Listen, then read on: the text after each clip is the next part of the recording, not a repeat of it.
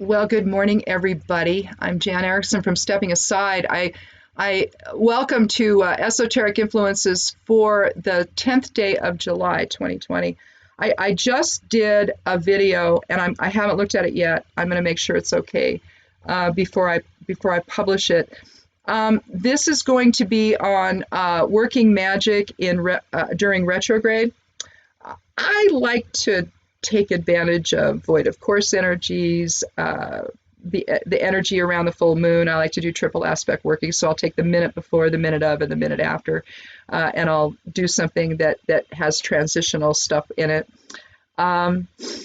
I think that anytime you can have a container-like experience energetically, I think I don't know, it gives you the space to do things. And so right now we're in retrograde, and retrograde is something that's going to give us a chance to restructure. And when you work magic, you can assist that process in a positive direction. So anyway, if you want to check that out, that's going to go up here on YouTube. I'll probably go ahead and post it on the blog, and I'll in the body section, not on the side panel. And then I'll also have it probably over on Patreon. I'll put it over there too. So anyhow, check for that if you're interested. But right now we have a 1 energy for today. Anytime we have a 9 and then a 1, because that's what happens, it's a Degas moment, basically. And we're going to talk about that here a little bit later on when we talk about, the human design stuff, I think. Yes.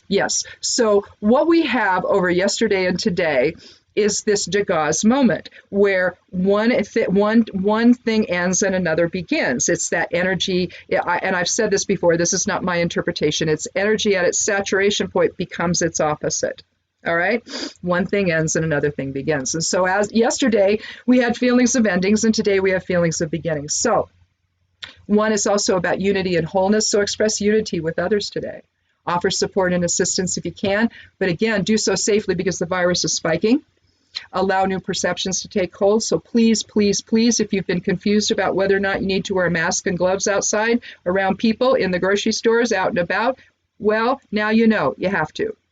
All right? Don't fight against the mask order. And if you're some big guy, don't lose your you-know-what at old people in Costco who simply want you to follow the rules of Costco and keep them safe from you. Can you believe that? People are behaving so badly right now. It's just, we just all want to survive. We want to feel safe. And yet you've got these people that simply won't do it. I'm surrounded by them where I live, and it's like some will wear masks, we do, others will not. And no, get away from me. If you're not wearing a mask around me, trust me, I don't want to know you. I really don't. I don't want to know you right now. Maybe later, but you're going to have to say, hey, I'm really sorry I didn't wear a mask around you before I'm going to want to know you. It's like you're too risky. It's the dumbest thing I've ever seen in my life. Well, okay, let me see here. I'm going to use these runes because I have them all out for next week's reading, and Yura is not one of them. So let me find Yura. Now watch, it's going to be the last rune I overturn. Well, where's Yura? Oh. Wait a minute.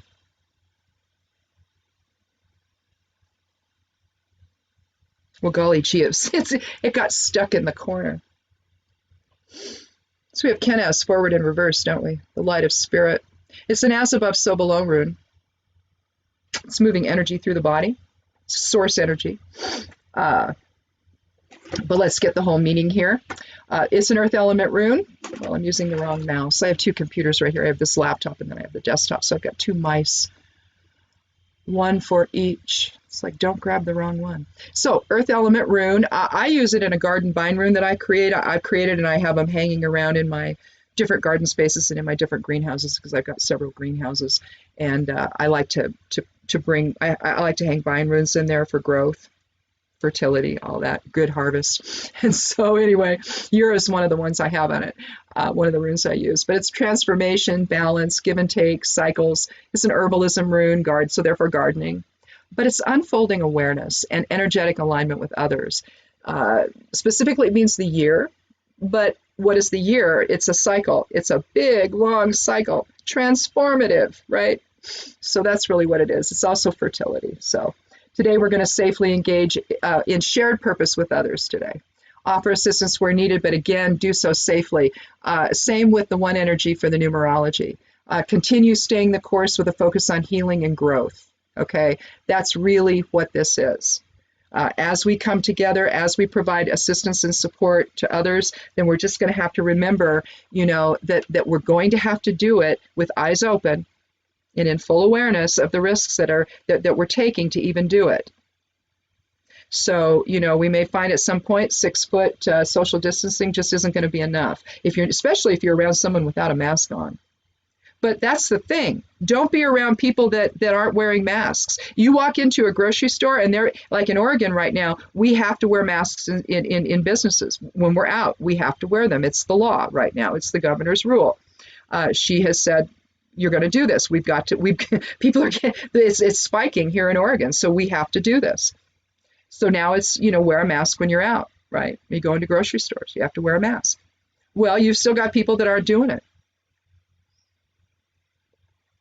Haven't been in Walmart in probably a year or better. We had to go there to get some battery hold downs for the tractors. Nobody else had them in town. Couldn't find them. And he needed them that day, so we couldn't order them from anywhere because that would take a couple of weeks to get them. And we didn't have time. So we went there, masked up, gloved up. Most everybody there was the same. You had some that weren't. And a lot of them were our age or older. It's like, what are you doing? I don't know.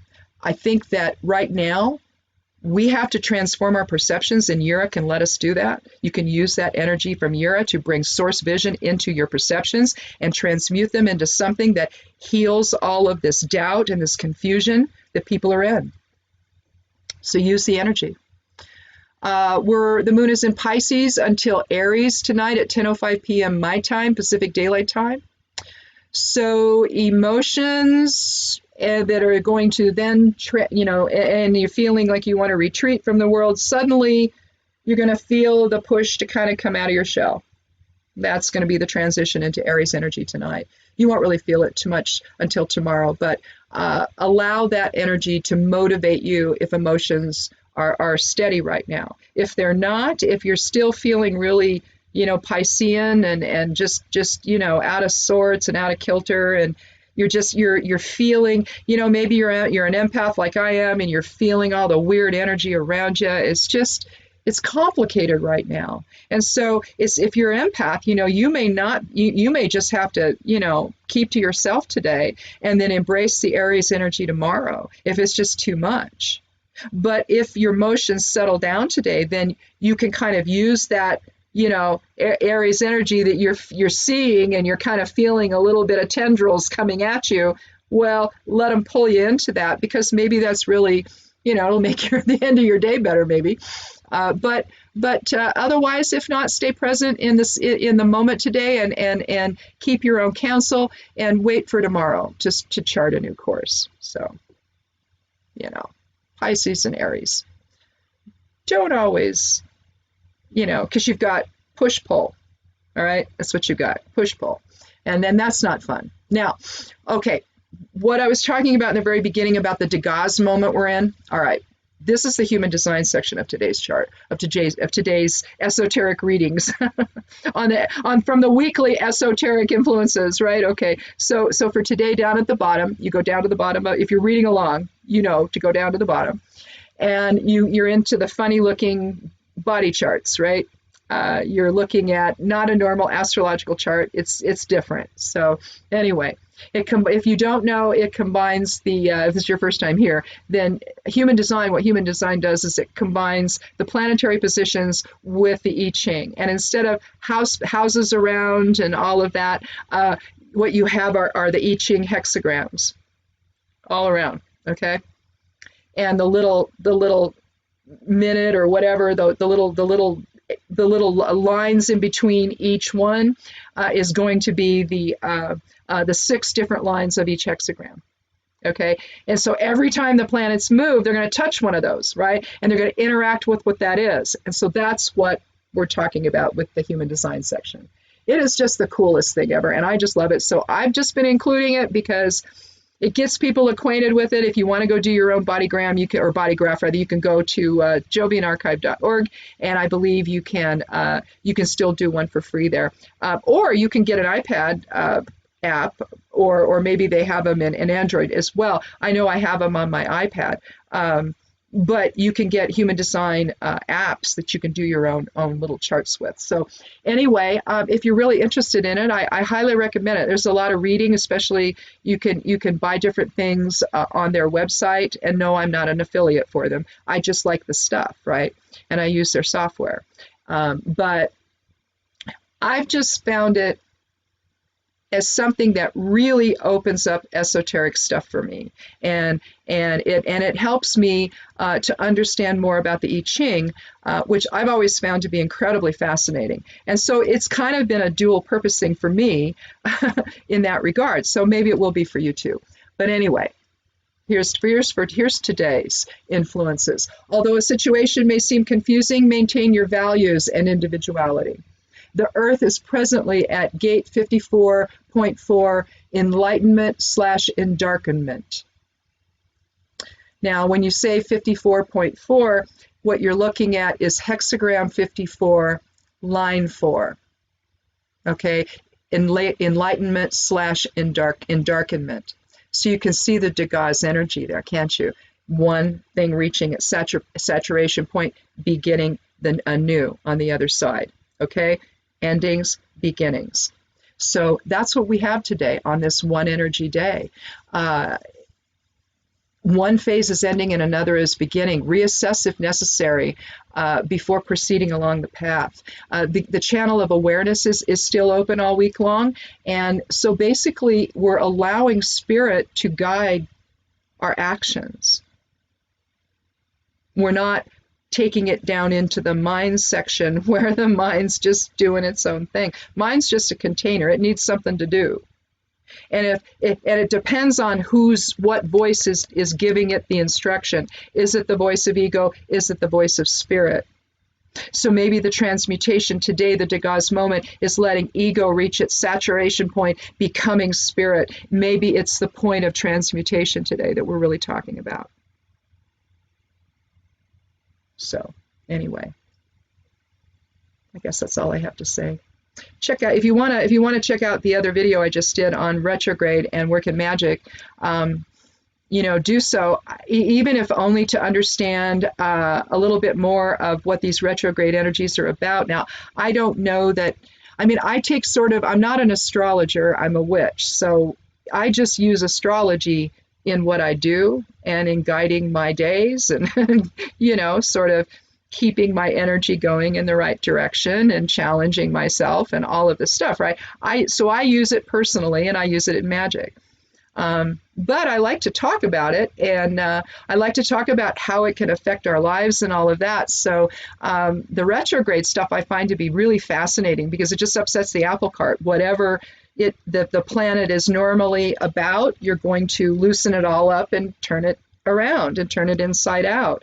And I just find retrograde periods, even Mercury, which is about to end, as something that restructures and gives you pause to make sure that you haven't forgotten anything, or that maybe you got off track and you're headed in a direction. It's like, whoa, let me reevaluate that. Let me reassess that. So in this time of the 22 year, that's really what we're doing. We're reassessing everything and realigning everything. Now, we're going to do that in a shared path forward. Well, given all the nonsense we're having to cope with, I don't see what choice we have. It's what the intention was. It's what spirit wants.